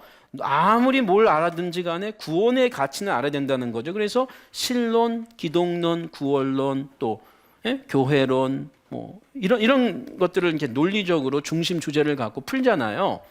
그런데 이 조직 신학의 주제들이 성경 안에서 계속 풀어져야 되기 때문에 성경을 공부하는 사람들은 성경의 배경을 중심으로 역사적인 문맥들을 강조하고 또 문법 얘기를 하면서 성경 본문을 풀는데 성경 신학의 약점은 뭐냐 하면 자꾸 이렇게 세분화하려고 하는 거죠. 세분화. 그 본문자 마태복음 1장 뭐 이렇게 가다 보니까 마태복음 전체를 보려고 하는 게 부분적으로 약해질 수가 있어요. 그런데 조직 신학의 장점은 뭐예요? 마태복음 정도가 아니라 복음서 전체, 신약 성경 전체가 예수님을 어떻게 말하는지를 일목요연하게 소개함으로써 기독론에 대한 책 한 권을 조직 신학 책을 읽으면 성경 창세기부터 계시록까지 예수님이 누구신가 그냥 한번에 확 다가오죠.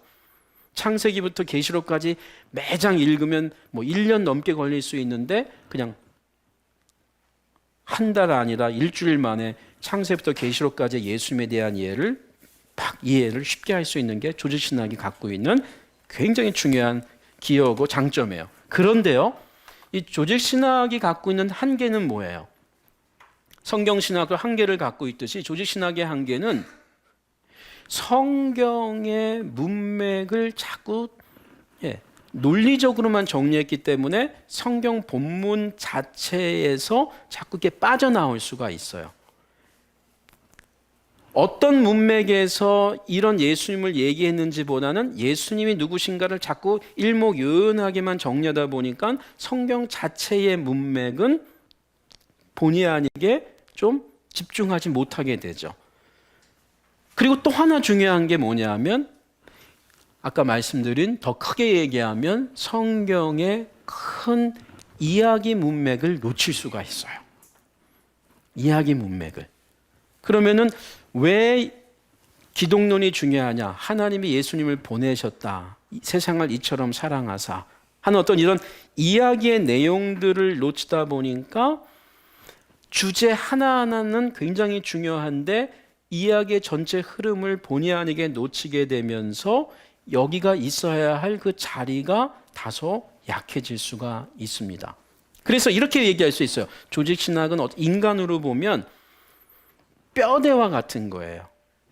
여러분 허리 조금만 아파도 얼마나 힘들어요. 그렇잖아요? 그러니까 뼈가 튼튼하다는 것은 굉장히 중요한데 그런데 뼈대 자체가 인간은 아니에요. 그렇죠? 그래서 예수님을 교리적으로 소개하는 건 좋은데 예수님과 성경 자체가 하나님 자신이 교리라고 보면 안 돼요. 하나님을 교리적으로 설명하는 거지 교리 자체가 하나님은 아닌 거예요. 살과 피가 있어야 돼요. 아무리 뼈가 중요해도. 그래서 서로 유기적이어야 돼요. 조직 신학은 성경 신학에 필요하고 성경 신학은 조직 신학에 필요한 거예요. 서로가. 그렇죠? 그래서 제가 여기서 지금 이야기 형식을 말씀드리는 것은 우리가 주로 성경을 개인적으로 성도들이 묵상하거나 목회자가 설교할 때는 항상 본의 아니게 성경을 부분적으로 가지고 와서 그 부분적인 사건과 인물을 전하는 거죠. 그러다 보니까 자칫 강조점으로는 좋은데 전체 하나님의 이야기를 놓칠 수가 있어요. 제가 지금 그걸 여러분과 나누려고 그러는 것이에요. 하나님의 큰 이야기 안에서 한 장, 그 본문이 어디든지 간에 성경의 한 장, 성경에 아무리 모세가 중요할지라도 그 모세가 하나님의 이야기라고 하는 큰 그림 안에서 모세를 추적해야지, 모세만 집중하다 보면은 자칫 잘못하면 우리가 도덕적인 설교로 끝나버리기가 아주 십상입니다. 그래서 전체 큰 그림을 잡고 보도록 하는 것이 이 이야기식 성경 읽기의 굉장한 장점이고요. 그리고 또 하나는요, 이 이야기 형식이라고 하는 성경 읽기를 통해서, 이건 복음서만이 아니라고 그랬습니다.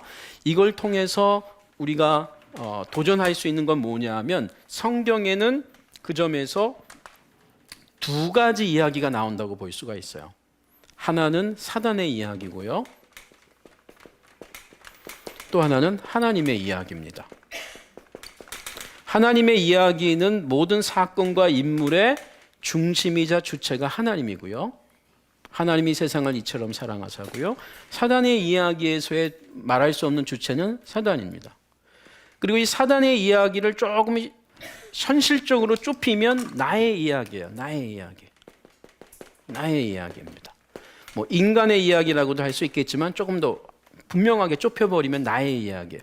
그래서 우리는 성경을 읽어 나가면서, 우리가 성경을 읽는다는 것은, 또 성경 공부를 하고 예배를 드린다고 하는 것은 엄밀하게 말하면 이 세상에 존재하는 두 가지의 이야기의 싸움이에요. 두 가지의 세계관의 싸움이에요. 세계관이 왜 파워풀하냐면, 철학이 왜 파워풀하냐면 거기에는 논리 체계가 아주 논리정연하게 있기 때문에, 각 이즘으로 갈 수 있는. 그래서 하나님의 이야기냐, 결국 사단의 이야기는 결국은 나의 이야기냐예요. 내가 인생의 주인 될 때 펼쳐지는 모든 사건, 인물들이 내 중심이에요. 거기에 내가 주어로 나오든 안 나오든 나의 이야기에 그 삶을 살고 있는 분들은 하나님의 이야기가 들어와도 그 안에 다 녹아져 버립니다. 굉장히 무서운 거예요. 예수님을 믿지 않는 사람들이나 모르는 사람들에게는 있을 수 없어요. 그건 그냥 자기들의 이야기예요. 처음부터 마지막까지. 근데 그리스도인들일 경우에 더 우리가 끼어 있어야 되는 것은 하나님의 이야기도 내 속에 들어와 버려갖고 나의 이야기로 둔갑이 돼버려요. 그래서 하나님 얘기를 주어로 얘기하는 것 같지만 궁극적으로는 그 하나님이 내 안에서 녹아져 버립니다. 근데 우리가 성경을 읽으면 읽을수록 사실 구약의 대표적인 인물이 누구냐면 야곱이 이스라엘이 되는 사건이잖아요. 야곱이 자기 이야기로 자기 인생을 살다가 하나님을 알고 있던 사람이에요. 모태에서부터. 그렇죠? 그러다가 그가 점점 이 사건, 이 성경에 쭉 우리가 전체 한 장 한 장이 아니고 인생 야곱을, 또 인생 아브라함을 쭉 추적해보고 민족 이스라엘을 창세기 출애굽기에서 끝나는 게 아니고 끝까지 말라기까지 또 신약 성경까지 추적하면서 이스라엘, 민족 이스라엘의 이야기를 쭉 보면 결국은 계속 말씀하려고 하는 것은 하나님의 이야기 속에서의 이스라엘의 자리 잡음이에요. 하나님의 이야기 속에 야곱이 그 트랙을 가야 된다는 것인데, 야곱은 자기 트랙을 만들어서 하나님을 자꾸 오라고 하는 건데, 결국은 야곱이 자기 트랙을 내려놓고 하나님의 트랙에 타는 시간이 이스라엘이 되는 시간이죠. 그래서 내 인생이 참 거칠었다라는 얘기를 이제 하게 되는데, 여러분 이것이 개인이든 민족이든 가정이든 사실은 요 싸움이라고 할 수가 있어요. 그랬을 때 이 이야기 사건 안에는 이제 소위 샌더가 있고요, 이 이야기의 주체죠. 그리고 리시버가 있다는 거예요. 수신자가 있는 거죠. 송신자. 우리가 성경을 복음서를 이야기 양식으로 풀면 성경 전체도 그렇지만 특별히 복음서를 중심으로 풀면 이제 하나님입니다. 하나님이 세상을 이처럼 사랑하사 예수 그리스도께서 1차적인 이 리시버 역할을 하고 여기에 하나님의 뜻이 그렇죠? 예수님이 이 땅에 오시고 사시는 그 목적과 가치죠. 그렇죠? 그런데 이야기 형식을 보면 항상 말이죠. 이 하나님도 그렇지만 이 땅에서 리시버를 방해하는 반대자들이 나옵니다. 어떤 이야기? 구약만이 아니라 우리 일생생활도 그래요. 여러분 인생을 지금 뒤돌아봐서 이야기 형식으로 풀면 그 생각하고 싶지 않은 그 인간들 있죠. 네? 나를 계속 괴롭히고 그게 뭐 개인이든 공동체든 그리고 반대로 우리에게 위로가 되는 것은 이 도우미들이 있습니다. 도우미들. 우리가 성경 복음서를 중심으로 보면 이 도우미는 성령님이에요. 성령님. 끊임없이 하나님도 그렇지만 예수 그리스도 끊임없이. 이게 초대교회로 가면 예수님의 제자들이죠. 교회죠. 예. 그리고 예수님이 이 송신자로 이제 가죠. 그렇죠? 예수님이 보내십니다. 제자들을 보내요. 그렇죠? 그리고 나중에 성령도 보내시죠. 그래서 그야말로 하나님의 주체, 우리 문장의 주어가 하나님이라는 것을 이제 깨닫게 돼요. 그렇죠? 그래서 이 이야기 여기 이제 이 반대자와 이 헬퍼, 오포넌트와 헬퍼들의 이제 관계가 있고, 그런데 이제 성경의 묘미는 뭐냐면요. 성경의 묘미는 이제 섭리라는 말과 함께 하나님의 뜻이라고 할 때 모든 것이 합력하여 선을 이루는 이야기입니다.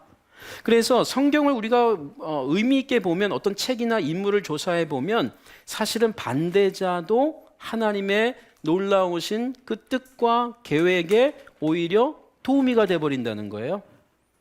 그래서 하나도 버릴 게 없다는 거예요. 퍼즐 조각들이 다 모아져서 하나님의 그 이야기 안에서 우리가 맞춰보면 내 이야기로는 빼고 싶은 사건과 인물들이 있지만 나의 이야기를 중심으로 내 인생을 풀어나갈 때에는 하나님이 이야기 속에 나를 집어넣게 되면 뜻밖에도 나를 도와준 사람만이 아니라 나를 반대했던 사람을 통해서도 내가 하나님의 사람이 되는 놀라운 섭리들이 있었다는 걸 발견하면서 요셉이 이런 말을 하죠. 요셉 사건을 보면은 형들이 나를 이곳에 보낸 것이 아니고 형들이 보낸 거 맞아요. 형들은 죽일 놈들이었어요. 하나님의 이야기 속에 그가 들어가기 전까지는. 그런데 점점 자기의 사건을 자기의 이야기로 보지 않고 하나님의 이야기 안에서 나를 이끌어 가시는 하나님을 만나면서 보니까 형들이 뭐예요? 도움인 거예요. 형들이 나를 이곳에 보낸 것이 아니고 하나님이 나를 먼저 보낸 것이다. 우리 가족을 위해서. 나만이 아니라 우리 가족 전체를 위해서. 이거는요, 해석의 문제예요. 제가 지금 이야기의 또 중요한 묘미 중에 하나가 이것입니다. 그래서 성경은 그냥 교리가 아니고요. 교리이지만 이야기 안에서 우리가 교리가 나오는데 그 안에 해석의 여유들이 있어요. 인생에 여러분 여백을 만들어 놓으셔야 돼요. 그 여백은 내가 다 채울 수 있는 게 아니고 채워서도 안 돼요. 신비예요. 고통이고 시련이고 이해가 안 되는 내 인생의 사건들이 있고 인물들이 있는데 그건 여백으로 남겨놓으면서 하나님께서 만들어 가심으로써 내가 시간이 지나면서 재해석이 되는 거예요. 마치 요셉이 자기 인생을 재해석해내듯이 형들을 죽일 사람으로 알았다가 시간이 지나면서 형들이 사랑스러운 사람으로 바뀌는 거예요. 언제요? 하나님 이야기 속에 자기가 들어갈 때. 그래서 우리가 복음서는 특별히 이야기 형식이라는 것 안에서 더 그렇지만 서신서나 사도행전 전체 우리가 신약 성경은 마태복음부터 사도행전까지가 아주 구체적인 이야기입니다. 그러나 큰 범위 안에서 모든 성경의 이야기라고 하는 이유가 이제 여기에 있고요. 그래서 큰 이야기를 볼 때 하나님의 이야기 안에서 예수님이 나오고 그 안에서 우리가 복음서를 또한 예수님의 이야기, 메시아의 이야기 이렇게 읽어나갈 수가 있겠죠. 그리고 이 안에서 제자들도 찾고 교회도 찾고 또 베드로도 찾는 거죠. 그래서 요좀 이야기의 철학적 개념이긴 하지만 이 글쓰기 전통 안에서 좀 한번 나누어 보았습니다. 그래서요, 우리 이제 곧 쉬겠는데 이 줄거리는 그런 점에서 6쪽에 제가 여기서 이 내러티브 문법 구조라는 말을 씁니다. 요즘. 그래서 이 복음서를 특별히 누가복음을 이와 같은 이야기 큰 구조 안에서 볼 때 지금 이렇게 확인할 수가 있고요. 그렇죠? 그리고 이런 구조 안에서 누가복음과 사도행전을 풀면 이렇게 표현할 수 있다는 겁니다. 6쪽에 누가복음 사도행전의 줄거리는 예수님과 둘째 줄입니다. 6쪽에 그의 증인들이 하나님의 계획에 따라 성령의 능력과 인도 가운데 하나님의 백성을 구하고 찾아 나서는 증인의 길. 그러니까 이건 조금 줄이면 이거예요. 누가복음 사도행전의 이야기의 핵심 줄거리가 뭐냐? 이야기는 줄거리가 나오잖아요. 줄거리가 뭐냐? 그것은 증인의 길이다라는 거예요. 한마디로 증인의 길, way of witness. 증인의 길인데 이 증인의 길은 조금 풀면 하나님의 백성을 구하고 찾아 나서는 증인의 길이에요. 근데 이 증인의 길은 구원을 위한 길이라는 거죠. 이건 어떻게 가능한 거냐? 성령의 능력과 인도 가운데 가능하다는 것이고, 이것은 뿌리부터 보면 하나님의 계획에 따라서 진행된다는 것이고, 복음서는 예수님이 집중적으로 찾아 나서는 길이고, 사도행전으로 넘어가면 현실적으로는 예수님의 제자들이 찾아 나서는 증인의 길. 그래서 이 성격이 크게 네 가지로 좀 더 구체화될 수 있다는 것입니다. 첫째는 이 증인의 길은 구원을 위한 길과 깊은 관련이 있다는 것이에요. 저는 이것이 누가복음 사도행전만이 아니라고 봐요. 그러나 이것이 이제 성경 전체도 그렇고 또 우리 성경 밖에 있는 우리의 인생에도 적용할 수 있다고 봅니다. 그래서 구원을 위한 길, 특히 복음서에 이 길이라는 단어가 많이 나오는 것은 그런 점에서 흥미로워요. 예, 최소한 저에게는 호도스라는 거, way. 문자적으로는 길이고 비유적으로는 진리라는 말이에요. 내가 곧 길이요 진리요 생명이다라는 말은 용어는 다르지만 개념은 같은 단어거든요. 그래서 이 길과 진리는 같은 의미예요, 사실 성경에서. 근데 이 호도스라는 말이 그냥 단순한 개념이 아니고 구약에서 출애굽기만이 아니라 이스라엘 백성들이 어마어마한 여행을 합니다. 좋게 말하면 여행이고 좀 현실적으로 말하면 광야 생활이죠. 두 번째, 이 증인의 길은 하나님 나라와 예수님을 선포하는 것으로 진행됩니다. 복음서에서는 하나님 나라고, 특별히 사도행전으로 가면 이제 예수 선포, 구약은 하나님 선포하는 길이죠. 이스라엘 백성들이. 세 번째, 이 줄거리는 지리적인 확장으로 나타난다는 것이에요. 길이니까 그렇겠죠. 그래서 그런지 성경은 이 지리적인 이 이동이 아주 흥미롭게 나타납니다. 우리 누가복음과 사도행전에 적용하면 갈릴리에서 예루살렘까지고 또 예루살렘에서 로마까지, 여기 어마어마한 도시들의 방문들이 나타나죠. 그래서 성경은 우리를 뭐라 그래요? 나그네 인생, 그렇죠? sojourners, 또 alien, 이 땅의 이방인들. 네 번째요, 증인의 길은 무엇보다 주요 인물들이 성령의 능력 주심과 인도하심 가운데에 이동하고 있는 길입니다. 여기서 중요한 건 뭐예요? 성령의 능력과 인도하심 가운데에 움직이는 길이라는 거예요. 그리고 그래서 이와 같은 큰 틀을 갖고 이제 누가복음을 우리가 살펴보겠다라는 겁니다. 우리 한 10분 정도 쉬고 우리 7쪽부터 다시 보도록 하겠습니다.